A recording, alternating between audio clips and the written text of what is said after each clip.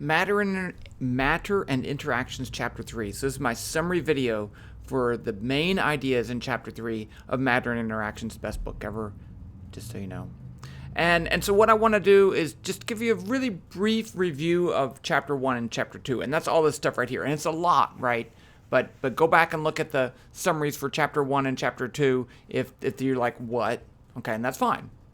You have to look at things more than once. So the first, I just have a couple things. I don't have everything here, but the idea of vectors. Vector is a quantity with more than one component. We can break it into x, y, and z components, and this is the way we write it. We can find the length of a vector. We call that the magnitude by just taking the components squared, adding them together, and taking the square root. We defined the average velocity as the displacement, delta r. So that's a change in position over change in time. It's a rate of change, like the slope, okay? Do not say, I'm not even going to write it down because it's bad. Do not say V is D over T. That's not true. It's not. That's not a rate, okay? It has to be a change. Yeah. And then if we take the limit as that change of delta time goes to 0, then this becomes a derivative. So in your calculus class, you see this limit as delta t goes to 0 thing. That is exactly what this is. Most of the stuff we'll do is over here. We won't do too much derivatives, but it's important to know that that is the case. From this, if I write delta r as r2 minus r1, I get this very, very important equation. It's so important I'm putting a box around it. We call this the position update formula. This says that if you know where something is and you know the velocity and a time interval, you can find the new position. Super big idea. This is the definition of momentum. Mass times velocity divided by the square root of 1 minus v squared over c squared, where c is the speed of light. Now, a lot of the stuff that we deal with, the velocity is very much lower than the speed of light, so this is basically just mass times velocity. But we will do some stuff like this, high speed electrons and things like that. In Chapter 2, we looked at the momentum principle. This says that forces change momentum. That's what it does. Okay, so the net force on an object is the rate of change of momentum with respect to time, delta p over delta t. And again, if you take the limit as delta t goes to 0, you get a derivative. And just like turning this into the position update, we can actually turn this formula right here into this, which also gets a box. That's how important it is. The momentum update formula. So this says if you know the force and a time interval and the initial momentum, you can find the final momentum. These two together do like magic. Fundamental magic. Totally. Okay. Yeah, pretty much magic. Okay. And then we looked at two special forces, two calculated forces. The first was the gravitational force near the surface of the Earth. It's just the mass of an object times g. G is the gravitational field, and it has this value, this vector value. And the other was the force due to a spring. It is negative k, where k is a spring constant. S is the amount the spring is stretched. So if you compress it, S would be a negative number. And then L hat is a unit vector in the direction of the vector. Okay, we're on to Chapter 3. I'm just going to start a new piece of paper. I should have just, you want to save paper and so forth, but let's look at real gravity. And the whole chapter says fundamental interactions. Let me just say what those are. Well, I'm not going to talk about all of them, but there's gravity. I didn't even spell it. Gravity. The electric, I'm going to say electromagnetic, even though we're not going to do the magnetic part. Electromagnetic. This is what you do in the second semester, a ton of this stuff. Then there's the strong nuclear. That's a clear. And then the weak nuclear. Clear with an A. Okay, so let me say a couple things. I have these two objects. They're actually ping pong balls. Not a very good example. I would like something different. And I should have. Here's a block. And what else could I go with the block? Okay, a block and a ping pong ball, but at least it's darker and you can see it better. So the gravitational force says that any two objects that have the property mass, this has mass, has an attractive force between them. Okay, that's the gravitational force. And we can calculate that. And I'm going to get to that in just a second. Now, the electromagnetic force is an interaction between objects that have electric charge. So this does have charge, right? Let's say this is made of carbon and, mostly carbon and hydrogen and oxygen and, wood type things. But those have protons and electrons in them, and they have charge. This is plastic. It also has carbon and hydrogen and other stuff. I don't really know exactly. It definitely has carbon in there. I promise you it does. And it has hydrogen.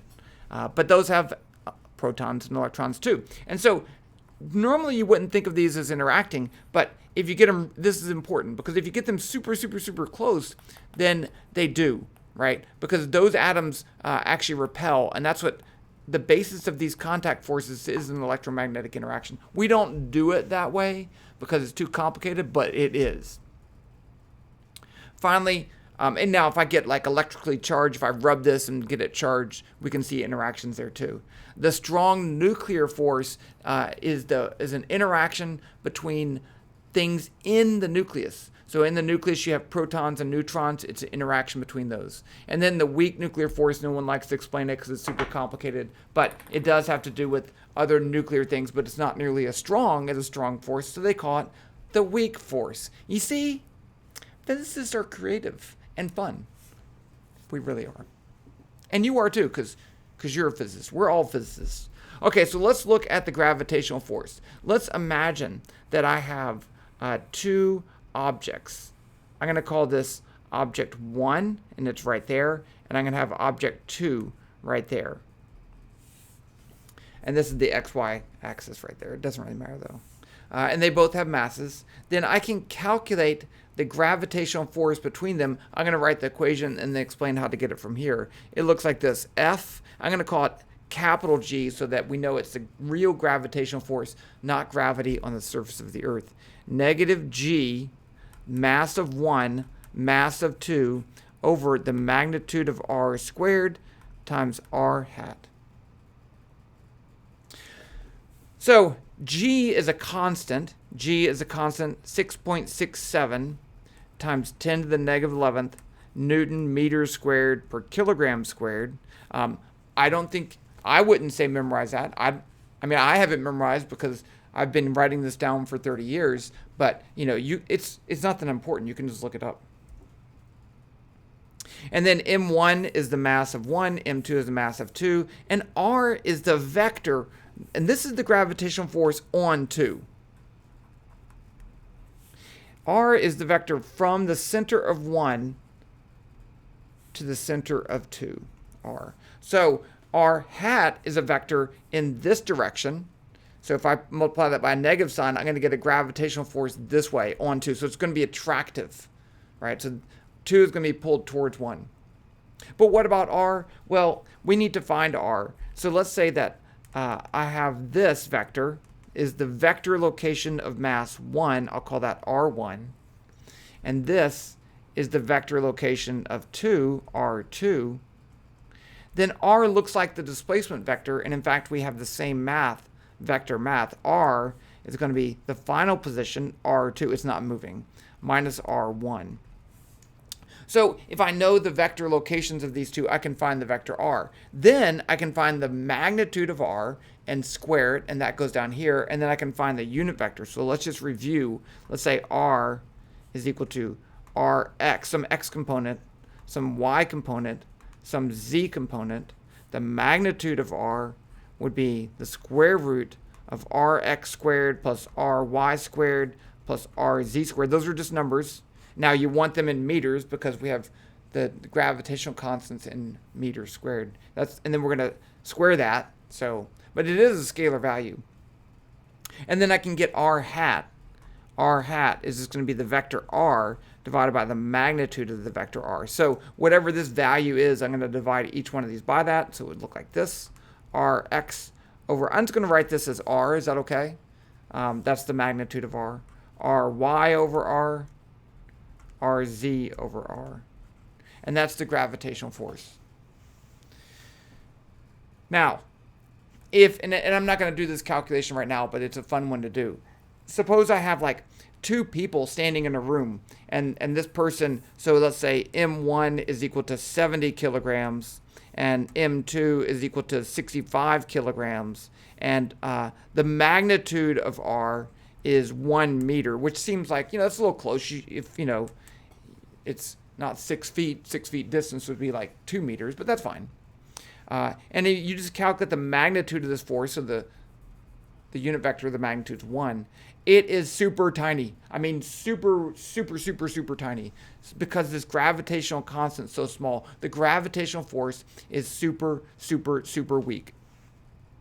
In fact, we only notice the gravitational force in situations where at least one of the masses is ginormous. The mass of the Earth is ginormous. So we notice the interaction between objects and the Earth because that mass makes the force noticeable. And in fact, we can show a connection between the real gravity, we call this universal gravity, and then the approximation on the surface of the Earth. So here we have the Earth, and then here's a person. I'm putting the person right here just to show you that there is no real up on the Earth. It could be that way. So how far away is the person from the center of the Earth? And gravity gets a little bit more complicated, but we're making some approximations. So let's say this, we just want the magnitude, but this is what we call the radius of the Earth, and I'll call this the mass of the Earth. Then the gravitational, and this is just mass. Fg, the magnitude, is going to be g, mass of the Earth, mass, over the radius of the Earth squared. I don't care about the direction, so I don't worry about that unit vector. So now the mass of the Earth, gosh, I just forgot it right off the top of my head. It's something times 10 to the 24th, is that right? Mass of the Earth in kilograms. Yeah, 5.972 times 10 to the 24th kilograms. That's what we call very, very, very massive. The radius of the Earth is 6.3 times 10 to the 6, is that right? Radius of the Earth in meters. It's 6.378 times 10 to the 6th meters. So if you put that along with g, 6.67 times 10 to the negative 11th newtons meters squared per kilogram squared, if you put this in up here, then we can write this as g me over re squared, all of that times m. And if you put in g, radius of the Earth squared, mass of the Earth, this is 9.8 newtons per kilogram. So on the surface of the Earth, that mg is this. It's the same thing. And it just turns out that it's easier to use mg versus this. So let's just write down both of those as vectors. Fg, negative g, m, let's say it's the Earth, m over, I'll call it r squared, r hat. Because now, what if I'm not on the surface of the Earth? What if I move up here? What if I move 1,000 meters? Well, if I add 1,000 meters to this, that would be adding, let's see, this would be 8 or that would be 9. I can't remember, but that's fine. And then when I square it, it doesn't really change the value of g. Okay, 1,000 meters up, you don't even notice it. It does technically get smaller, but it doesn't get that much smaller. So that's the same as this. Okay, so if we're near the surface of the Earth, we can use this. And this is an important idea about science, right? I have a more complicated model for the gravitational force right here, but I could also use a simpler model right here. We've already done that also with momentum, right? We had a better value of equation for momentum that we could always use, but we didn't want to. We could use the simpler version, and that's the same thing that's going on here. So if you're near the surface of the Earth, and how near do you have to be? Well, depends on how great you want your calculation to be. Generally, 10,000 meters, you're probably, no, 10, yeah, it'd be close, right? And we can do more calculations with that later. But they're the same thing. Okay, let's look at the another very important idea about forces and interactions. And let's use gravity as an example. So let's say I have the Earth. And then I have, let's say, some asteroid right there. And not drawn to scale, because that's like the size of the moon compared to the Earth, but whatever. And so I'll call this 1. I'll call that 2. And so this is going to be R. I can then calculate the gravitational force that the 1 exerts on 2, and it would look like this.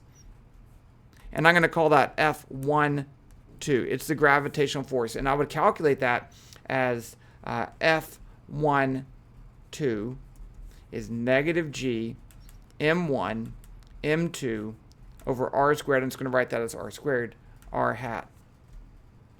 Now, what if I want to calculate the force that 2 exerts on 1, even though 2 is very much lower? Well, let's calculate that. It's going to be F2, 1. It's going to be negative G.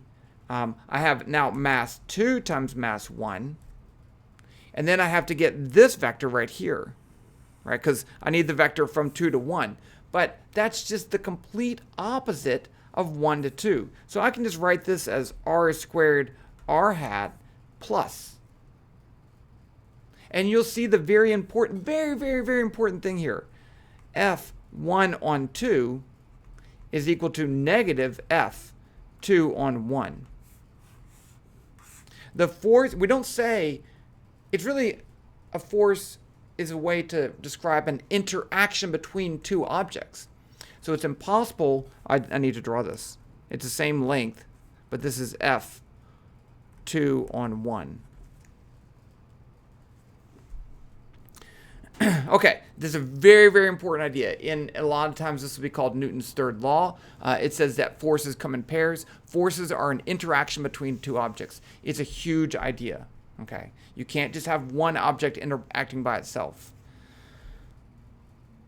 Okay, and I'm going to use that in just a little bit. But let me really quickly go over the electric force. So suppose I have two electric charges, Q1, Q2, and they're at R1 and R2. I can find the vector R again, and then I can find the force. We'll call this the electric force on 2 is going to be 1 over 4 pi epsilon naught Q1 Q2 over R squared R hat. And you'll notice it looks a lot like the gravitational force, and it's essentially mathematically equivalent. Now there is a very big difference. Number one, this 1 over 4 pi epsilon naught is a constant, 9 times 10 to the 9th newtons meters squared per coulomb squared, where coulomb is a unit for charge, and there's no negative sign there. Okay, so because there's something that happens with charges, I can have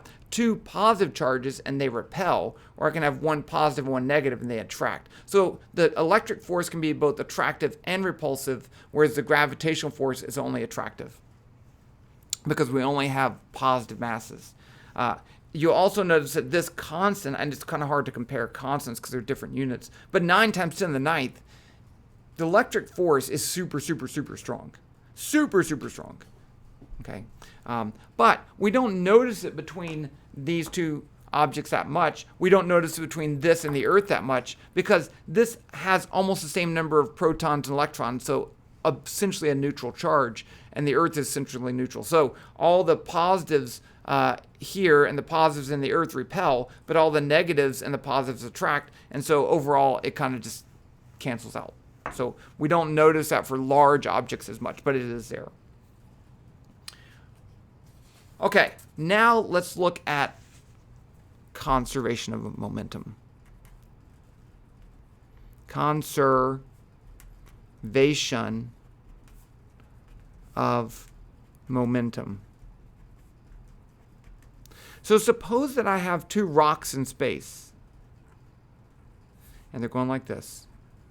I'm going to call them A and B. And this one's moving this way. I'm going to say it has a momentum PA1.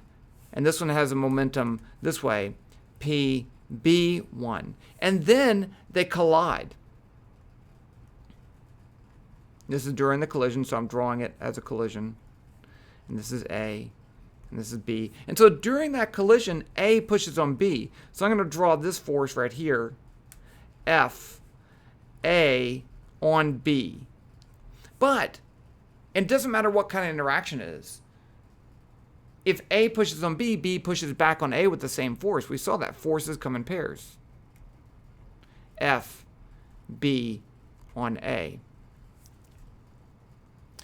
And so then afterwards, they are moving away or doing something. It doesn't really matter. Let's say this is PA2 because it's after the collision.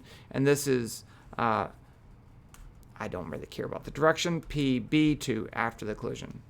So if I just look at mass A, it goes from here to there. So it did have a change in momentum. It had a change in momentum because there was a force acting on it.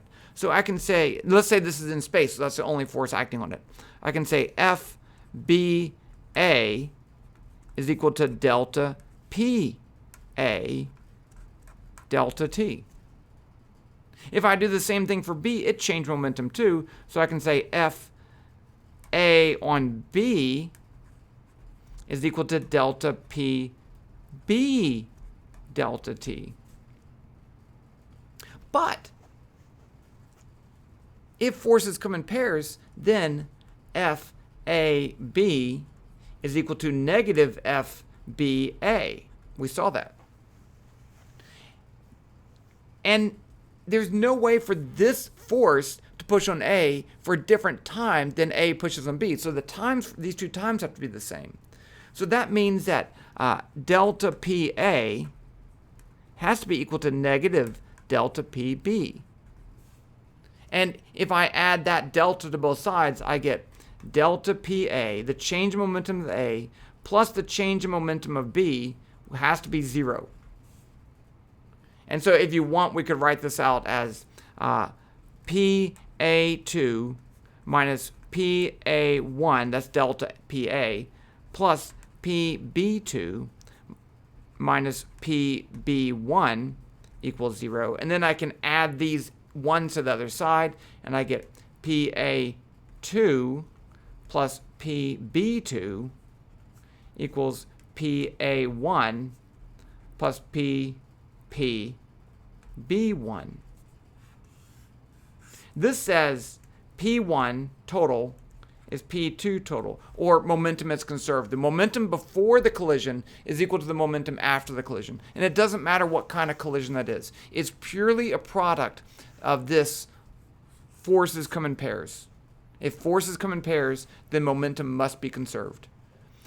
Now, that's not always true, okay? Because this is true if that's the only force. If there's only a force interacting between them. Because imagine that I put a rocket on this. Why would I put a rocket on this? Why would you not put a rocket on this? So now there's some extra force on that. So the change in momentum for A has that extra force. So let's say plus F rocket.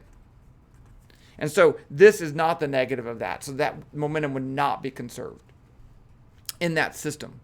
Now you could kind of make it conserved, because if I look at right before the collision and right after the collision, if this is rocket force is very small compared to the collision force, then it's approximately true. So there's a lot of tricks that we can use to do that. Okay, we do have one more thing.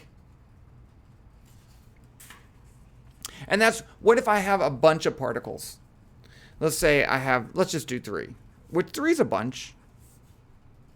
And let's call this A, B, and C, but I don't really care. So this, let's say they're gravitationally interacting, it doesn't matter. So I have a force interaction between these two.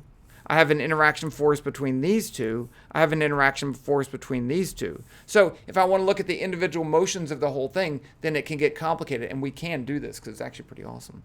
But if I look at this as my system, I want to have a system of the 3 things. Then I can think, okay, what are the external forces on the system? I can model this as a system, because this is a system, right? This is not one thing. This is a whole bunch of things. There's a bunch of atoms in here, and they're all interacting with each other. But I don't care. I just want to look at the motion of the whole object. I can do that with what we call the center of mass. So I can define the center of mass. I'll say R, for center of mass, is the location that it's kind of the weighted mass average. It's like calculating your grade. Okay, so we can calculate the center mass. Let's call this A. Let's call it 1, 2, and 3. 1, 2, 3. Our center mass is going to be mass 1 times its position, whatever that may be measured from. R1, R2, R3, and this is going to be R_. This is going to be M1 times R1 vector plus M2 times R2 vector plus M3 times R3 vector divided by the total mass, M1 plus M2 plus M3. So these are vectors. So you have to add them as multiply by the mass and add them up as vectors. And then I can model the motion of the center mass and ignore all the internal interactions. These are internal forces. They don't change the center mass. Only an external force would change the center mass, something outside the system. Now, it turns out that I can take the derivative of this. I can say the velocity of the center mass is equal to the derivative of the position of the center mass. And since this is a constant, and these are all constants, I actually get M1, I'll write it out as dr1 dt plus M2 dr2 dt plus M3 dr3 dt. All of that over M1 plus M2 plus M3. Those are constants. And that's just the velocity of the different pieces. So I can write this as M1 V1 plus M2 V2 plus M3 V3. All over the total mass, which they'll often just write as V. And that's the velocity of the center mass. And why do we care about that? Because if I have forces acting on the system, I can say F net system is equal to the change in momentum of the center of mass with respect to time. And the momentum of center mass is just this, right? Because I multiply this by mass, and that's going to be equal to M1 V1 plus M2 V2 plus M3 V3. Of course, it's possible to have more than 3 objects, and so if I want, if they're discrete objects, I can say R center of mass is the sum over I number of particles, Mi Ri over all of that over just M. And the velocity of center mass is just going to be the mass, the sum of the momentums. Okay. I know this is a lot. But we can do some cool stuff with this. We're going to do some collision stuff. We'll do a lot more collision stuff later. But there's a whole bunch of great applications. We can do orbital motion. We can do asteroids moving near a planet. It's going to be great. And we'll do those things later. But that's the Chapter 3 summary